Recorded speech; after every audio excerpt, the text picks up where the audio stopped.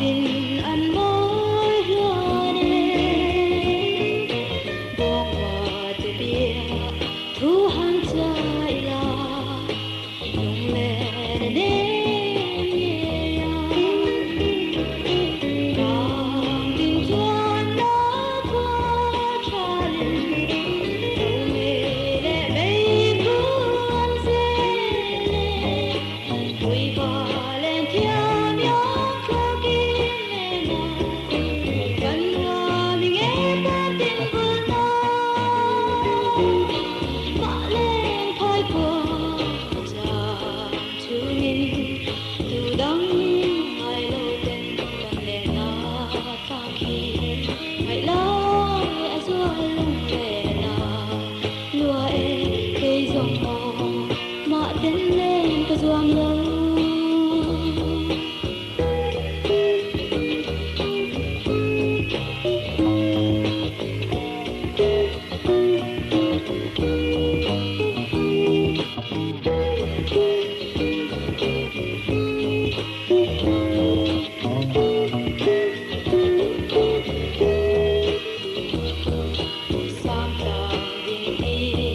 Hãy subscribe cho kênh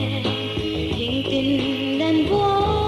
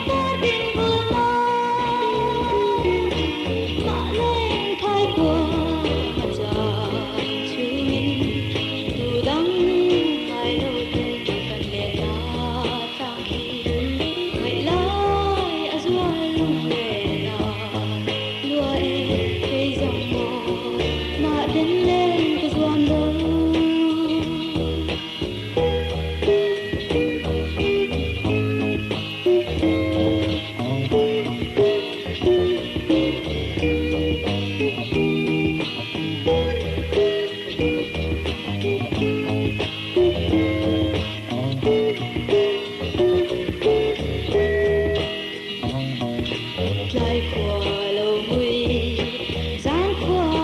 những video hấp dẫn.